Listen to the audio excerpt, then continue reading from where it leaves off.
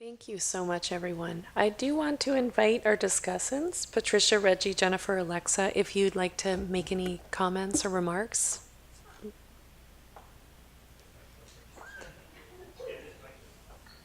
On. Got it. So yeah, I'd just like to talk a little bit about the fatherhood program because I know it's well needed in many areas. Um, but what we do kind of do with the fatherhood program, we do have a curriculum, but we're not curriculum based per se. We're more client based. So what ends up happening, we don't want to be curriculum driven because what happens is in the process the client gets lost, and anybody can stand at a board, talk about a few things, and then okay, you met your requirements. Here's your certificate. You're good to go. And that's not what we do, and that's not what we want to do. When we talk about wanting to be authentic, I mean, our groups are kind of set up like this. I'm not at the board, I'm at the table because we're at the table together. This is a relationship we're building. This is what we're doing together. Uh, and I go off of the philosophy, reach, teach, mend, and send.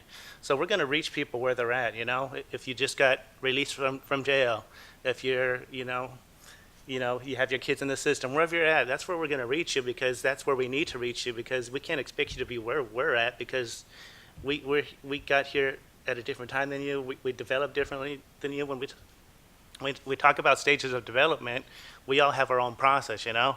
Yeah, the books say one thing, but life says another.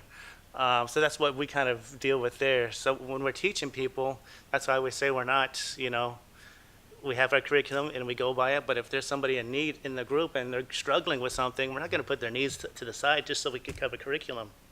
That's not okay. So as a group, we kind of come together.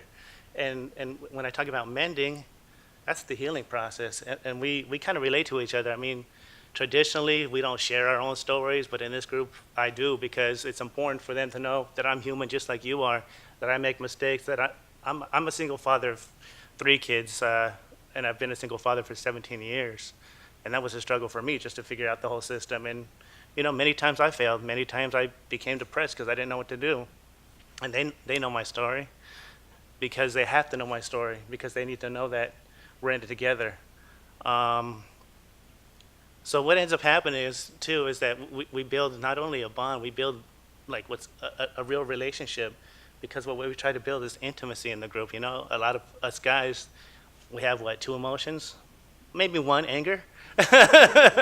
So we got to get past that. What does that anger really mean? It means that I'm hurt. It means that, maybe I need some assistance, but guys don't ask for assistance because we're supposed to be, these tough guys who know everything, who can do everything, who don't need to ask for help. I'm independent. I'm a man.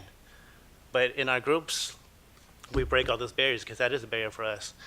We let guys know it's okay to be vulnerable. It's okay to cry. And when we start our groups, we start with check-ins. And check-ins are important because that allows them to talk about the time they spent with their kids on the weekend or didn't get to spend for whatever reason. It's an opportunity for us to just kind of gauge the group and what direction we want the group to go. Just a funny story though is we have one guy in the group who's maybe 6'2", maybe 250 pounds, whatever it is, all tatted up and everything. And we said, hey, what'd you do this weekend? He just kind of stands up and starts singing the theme song from Frozen. I'm like, wait a minute. I'm like, that's a trip, and all the guys start laughing at him, right?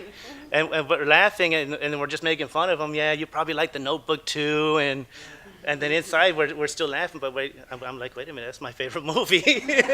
So I mean, we kind of relate in that way. We within ourselves have to break those barriers, even in our group, because nobody's gonna tell me what's up. I know what's up already. So I'm hopefully Abraham could attest to that if he wants to speak a little bit more on that. But I mean, I think it's important that we do that. So reach, teach, mend is the healing process. And then when we send people back to their homes, they get to practice all this stuff. But not only at home, in the community too. When you go see your social worker, let them know what's going on with you because a lot of times they have these assumptions about us and our experiences that are untrue. So we got to tell them what our truth is. Don't let them tell your story, you tell your story. So that's basically what I wanted to say. Thank you. Thanks.